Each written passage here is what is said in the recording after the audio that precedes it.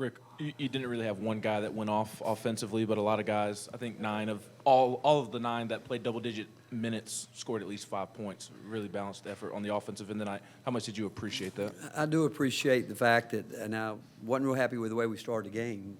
I think our first 6 possessions we shot quick threes,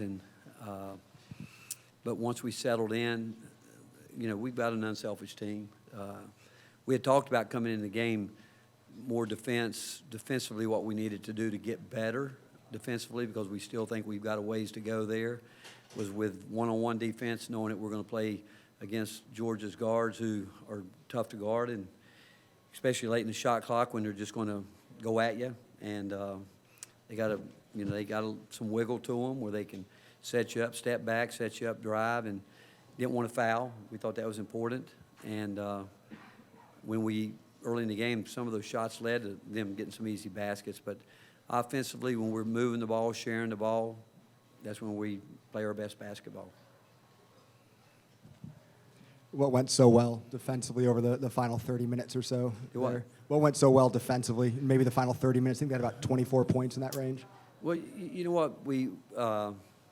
As you guys know, you like pressure in the ball, but when there's going to be games where you're going to have to back up a little bit and contain, give some cushion, contain and contest. And early I thought we were too close.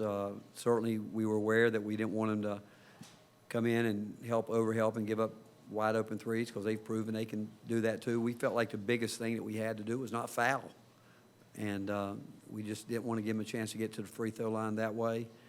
But overall, again, the two areas that we had spent time on the last 2.5 days has been our one-on-one defense, our ball screen defense, and we're going to, the rest of the way, we're going to have to be good in those areas, because if we guard the way we're capable of and get people in a situation where the clock's coming down, it's going to be some type of ball screen or some kind of weave game into a drive game, and so we got to get better there.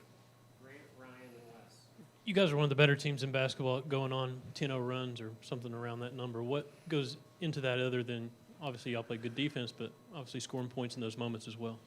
Really, when we're moving the ball and we're looking to make the pass as opposed to catching the ball and already predetermined, we still, I think Julian's dealing with that right now, where he wants to be so good every time, that making up his mind, not being quite as patient as he needs to be. In terms of seeing the whole court.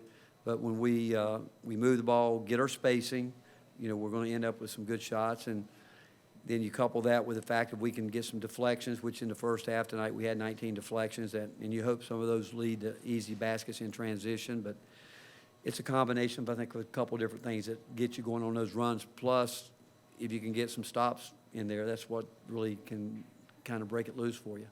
What did Zakai and Santi do defensively to take Georgia out of their rhythm? Well, again, Santi, he does it night in and night out. He was not feeling well at LSU, and really, Josiah told him before the game, you're going to have to help me. I'm not going to do anything but lock in on the defensive end. And when you get a guy that has that mindset going in, I think, and I think he does that. I think he goes into the game knowing that I asked this question the other day. I think one of the hardest things for a player to go in thinking that, I've got to make shots. And the answer to that is, if you think about game plan, get lost on the defensive end, and just know that when I'm open, if you get open, I got to make them. And I think that's his mindset. I don't think he goes in the game thinking at all that I've got to force shots. I think he goes into the game with a mindset on what he's got to do to help his team win, and it starts on the defensive end. And he's done a great job all year. He is truly a guy that you think about it 4 years ago, everybody in the league went after him, and now he's a guy that does so much on the defensive end for us. Rick, when you say this team can get not just better but a lot better defensively, how do you make sure that's something the players understand, or do you think they do? Because, like the rest of us, they can look at the numbers and see that they're pretty dominant on that. Well, sometimes numbers, like when you guys normally probably vote for Defensive Player of the Year, you probably look at guys that block shots by the numbers. I don't think that necessarily means you're a great defensive player. To me, Jonas Adu should be blocking 3 or 4 shots a game. Great defensive guys are Santiago's one of them, Zakai's one of them, Josiah does a good job, Tyreek did a terrific job tonight, Jemiah Mashak, when he's locked in, does it. They impact the game because not only do they do what they need to do, guarding their man, they're fix-it guys. They're there to, when something breaks down, they can fix it. And so you ask, how can we get better? Consistency. You know, can we be consistent every night with each guy knowing what he's got to do to get better? Again, I really thought our post guys, we had a major breakdown, one of the first plays of the game on the dunk. You know, we can't keep two guys on the ball. We did it. And but as the game went on, we really, I thought what we've talked about the last couple of games, we were better. Coach, you didn't have anybody play 30 minutes tonight. You had a bunch of guys, I guess, play 13, 18, 20 plus. Is that a reflection of the score in the second half, or are you spreading it around more?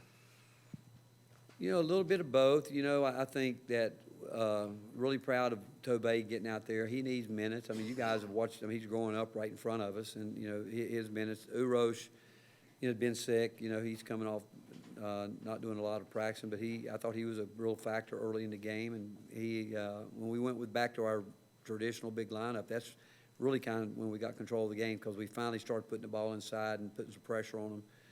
Made a couple of nice inside-out passes, but the fact is, and you guys have seen us, every guy that's played at some point in time, you go back to Jemiah Mashak making that shot against Maryland in the corner, big, huge play in that game. I don't think they make those plays if they don't get some minutes, and I want them all when they go out there to be comfortable. But they will also tell you, if they don't earn it in practice, I tell them every day, I leave practice, go home and watch that practice tape. I get thoughts in my mind. I say, you better make sure those thoughts are good thoughts, because as you start formulating the game plan, and again, our coaches do a great job with that.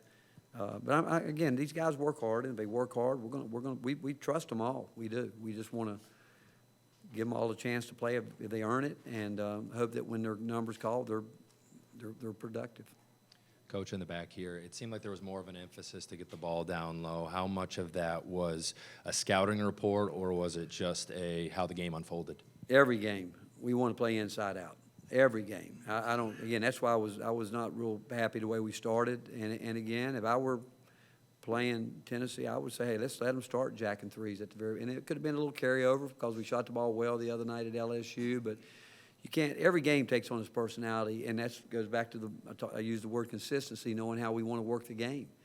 And but again, inside out is not necessarily throwing it to a post guy. It could be driving, playing off 2 feet. You know, make them work. You know, not just standing back behind the line shooting it. They're not working, and doesn't give you great rebound position, a chance to go get offensive rebounds. I thought they were really good early in the game, keeping us off the glass, and then because we didn't move them at all, and then they got some runouts because of shots that I don't think we really expected would go up. What did you like about what Tobey gave y'all tonight? You know, he's getting more patient with the ball. You know, he's still got to play quicker, and you know, Tobey's got really good hands. He's strong, as you guys know. He's a big 17-year-old kid right now that's growing up in front of us, is what he is. And he takes it really serious. You watch him after practice. I mean, everything he does with a purpose. He wants to be good. And, you know, he's confident. He thinks every rebound goes up, he should have it, and he's willing to go try to get it. And it's going to be fun. And it's fun. It's fun coaching a guy like that. And a lot like what we talk about, Z's DNA, you know, just a competitive player, it's in his too. They come out, like I've told you, a great AAU program, played for good high school coaches, and those guys, they're gonna compete.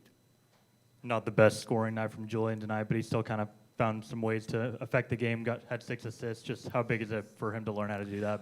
Well, we want him to stay aggressive, but he's got to see the court too, you know, because you know, as games go on, I mean, we're getting scouted too. And people say, hey, he gets the ball, he's coming at you.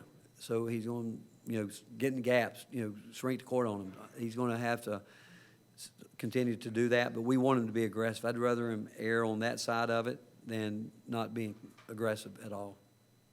All right, Coach, thank you. All right, thank you, guys.